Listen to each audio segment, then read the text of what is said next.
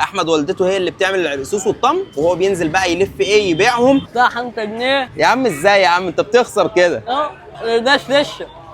احمد من اجدع واشطر الناس اللي بتبيع طمر وعرقسوس في ساقية مكة، صح؟ صح.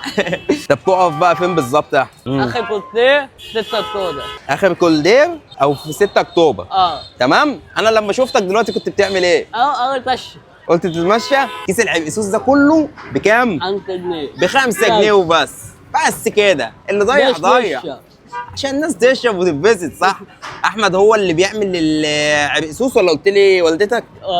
والدته. احمد والدته هي اللي بتعمل العرقسوس والطمر، وهو بينزل بقى يلف ايه يبيعهم، يا اما مثلا يخلص الساعه 7 يا اما يخلص الساعه 10 على حسب بقى ما يخلص اللي معاه.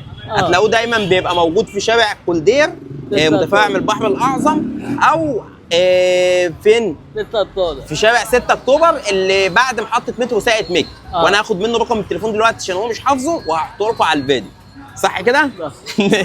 انا اتبسطت ان انا قابلتك يا احمد والله، وان شاء الله الفيديو ده يكسر الدنيا. عايز الفيديو ده يجيب قد ايه مثلا؟